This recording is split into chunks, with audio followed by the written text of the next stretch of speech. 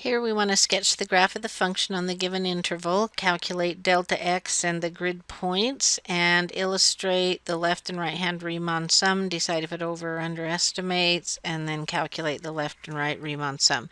Since they are very similar, I'm just going to do the right, and then the left will be the same way, except we would use the left points of the interval instead of the right.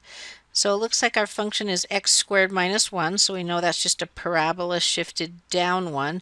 We are going to be looking on the interval from 2 to 4, so we're going to need some room to pick above, and we know the vertex would be right here, but let's spread these out a little bit so we're not too squashed. 1, 2, 3, 4. So here's 2 and here's 4.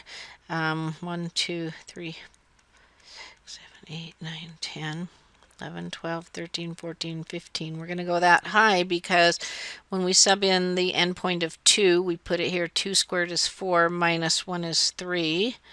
So that would be right here.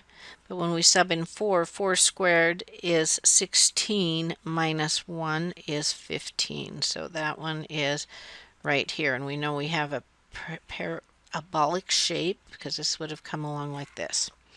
All right.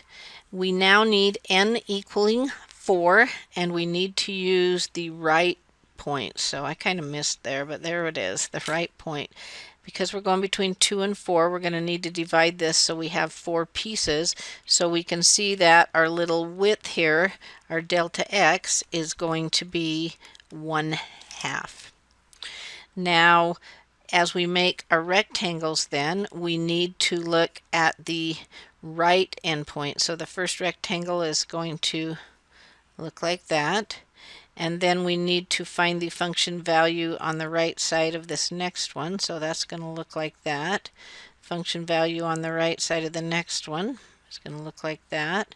Function value on the right side of the next one is going to look like that. So there's our 4 rectangles. We can see that these will overestimate because those rectangles go above the curve. If we needed to do left hand, I'm just going to put them on here in green just so we do the left hand sides, and you can see left hand would underestimate. Let's go ahead and sum them up. Each rectangle is 1/2 wide and then multiplied by how high it is.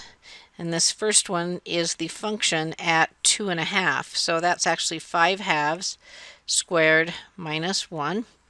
This next one is the function at 3. So plus 3 squared minus 1. And this next rectangle's height is the function at 3.5 or 7/2. So plus 7/2 squared minus 1. And then this last one is at 4. So 4 squared minus 1.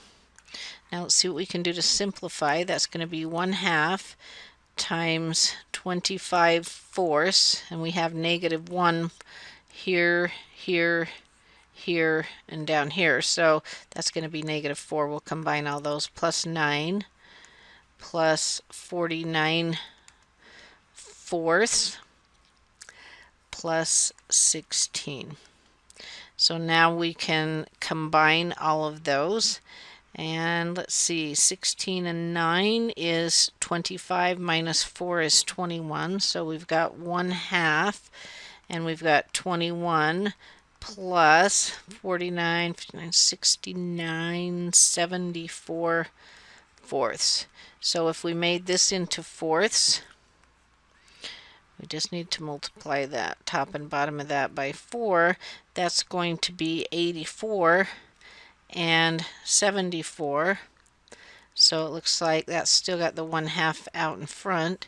So that looks like that's going to be 158/4. And let's see what we finally get here. Looks like we can reduce this by 2. So we get 79/4.